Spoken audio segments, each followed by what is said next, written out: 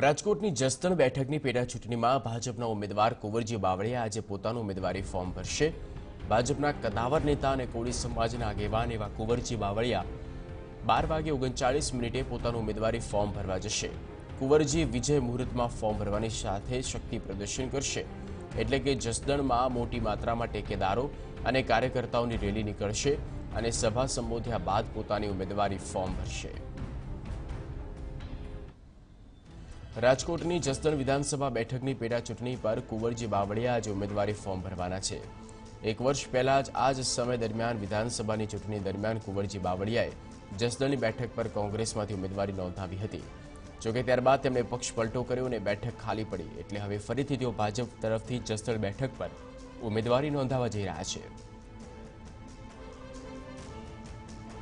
કુંવરજી બાવળિયાની રાજકીય સફર પર એક નજર કરીએ।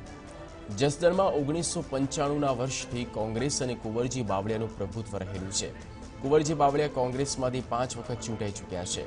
1995માં ભાજપની લહેર વચ્ચે પણ કુંવરજી બાવળિયાએ જ્વલંત વિજય મેળવ્યો। ત્યારબાદ 1998માં કેશુભાઈ પટેલની લહેરમાં પણ બાવળિયા ભારે મતોથી જીત્યા હતા। 2002માં હિન્દુત્વની લહેર વચ્ચે પણ કુંવરજી બાવળિયાનો ભવ્ય વિજય થયો હતો। 2002માં કુંવરજી બાવળિયાએ મોદીના જાદુને પણ મહાત આપી। ત્યારબાદ જસદણમાં ભોળાભાઈ ગોહિલે કુંવરજી બાવળિયાનો વારસો જાળવ્યો અને 2012માં જસદણમાંથી તેઓ વિજય બન્યા।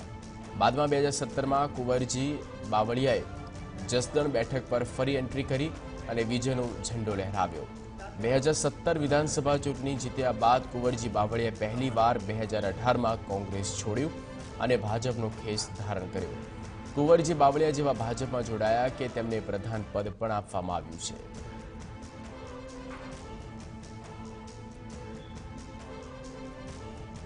વધુ માહિતી સાથે જોડાઈ ગયા છે સંવાદદાતા મોહિત ભટ્ટ। મોહિત, 12:39 શુભ મુહૂર્તમાં તેઓ ઉમેદવારી ફોર્મ ભરવા જવાના છે, કેવા પ્રકારનો માહોલ?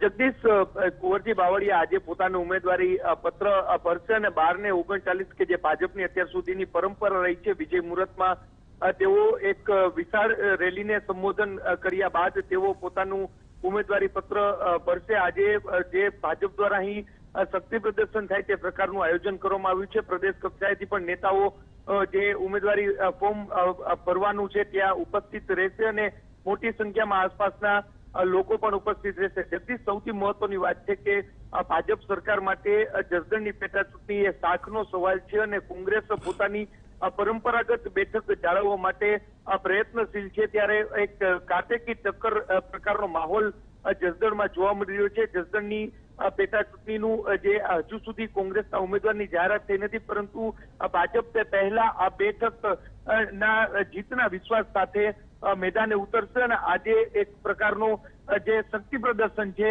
તે કરવામાં આવશે। જગદીશ, મોહિત, આભાર માહિતી માટે।